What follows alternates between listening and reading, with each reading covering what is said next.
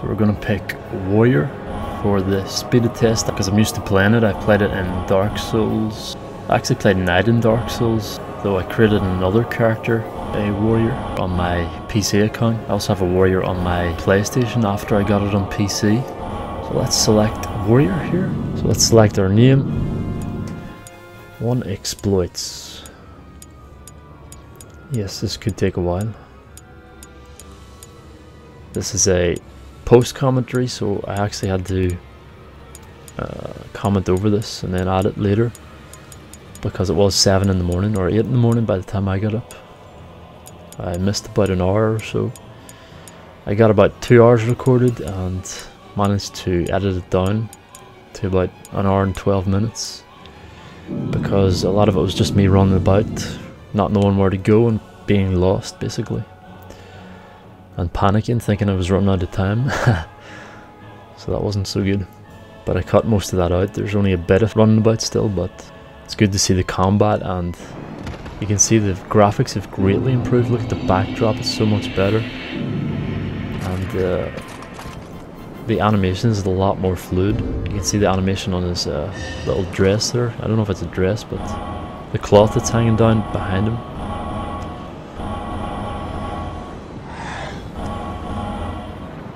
Take a look at our status. I didn't see any names beside these things, just symbols, which kind of sucks. You can use triangle to on items to get a description of them.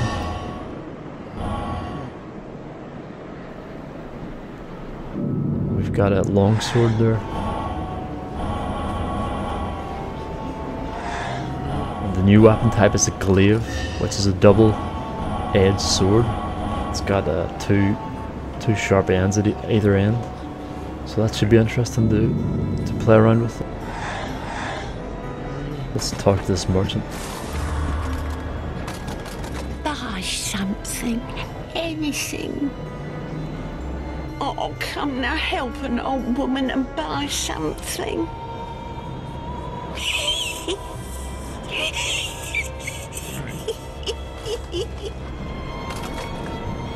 Yeah, the graphics and animation are greatly improved. It looks so much better than the previous game.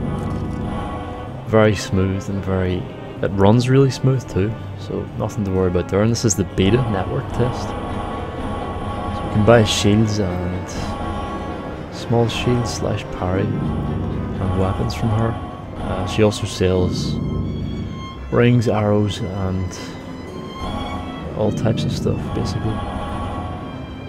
Got 1 ring, which is a increased magic, lightning, fire, dark defense, dispelling ring.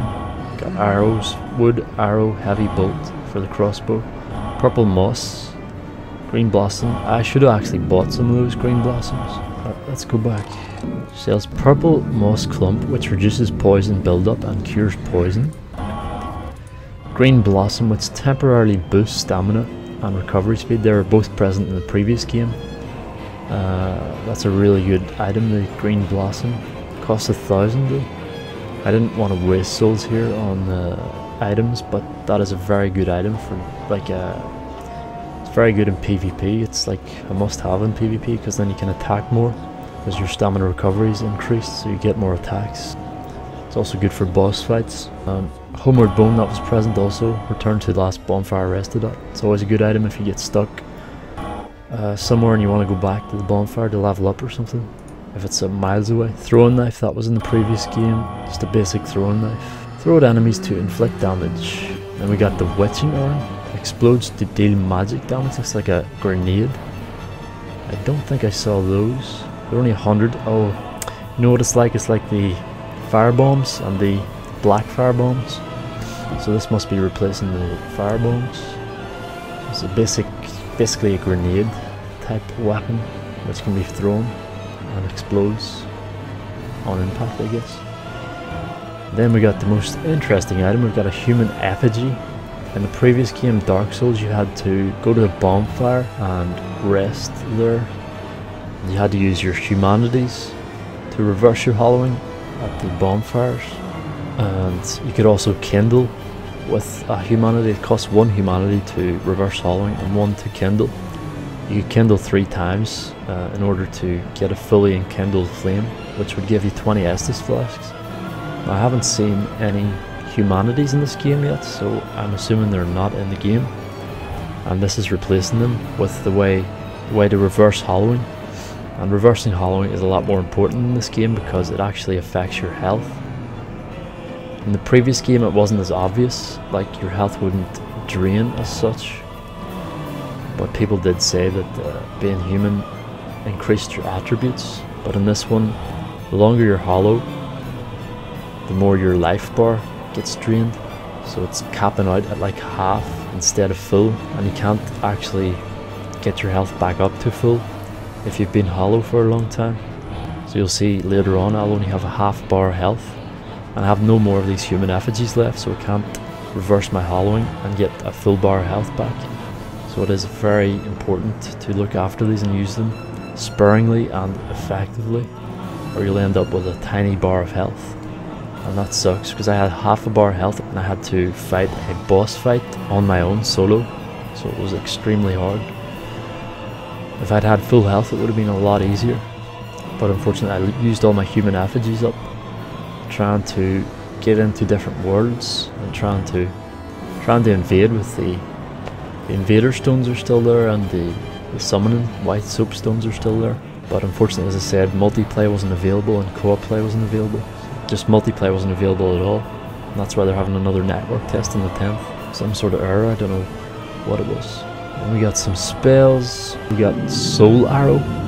Now, I wasn't one for using spells in the previous game. I was more of a melee type character. I didn't use spells hardly at all. Spells are actually quite good in this game. There's a knockback spell, which I always wanted to get. It's really good for knocking people off of bridges and stuff. You just kite enemies onto a bridge and then use that area of effect knockback, and it would knock them off the bridge and you get loads of souls. Kind of exploitative. I don't know if they'll have it back in this game. It was really good for PvP as well. You could just kite people on the bridges and do the same. Soul Spear and Heal. So heal is basic. It'd be actually kind of good to have a heal on your spells, so you could heal yourself instead of having to stop to use Estus flasks. But you'll see later on you actually get life gems, which are a new feature, which can be used while moving, and they're a heal over time effect instead of a direct heal effect. So it heals you up over time, which is very useful for boss fights. So you just pop one of those at the start of the boss fight, and if you take a bit of damage it'll heal that damage over time, which is very, very nice. Very effective. There's a couple of different life gems. There's a lesser one and then there's a greater one. That's not the actual name of it, but so we're done with the merchant. Now we're gonna... Can we kill this guy? He's just sitting there now. Just leave him. It's like the hollow that were in the Undeadburg in Dark Souls. Attacking. You can attack this guy. Yep. Notice how the enemies are much better blended in with the environment, so I almost didn't see him because he's kind of camouflaged against the backdrop. That's a common theme for the enemies in this game. They're very, very camouflaged, and you won't see them until the last minute for a lot of them. There's our first life gem. I'm in a dark spot. Yeah, it's a lot darker in this game. It might just be this area where the enemies are hard to see and the environment is very dark. But it still looks a lot better than the previous game. There's another guy, I didn't even see him to the right there.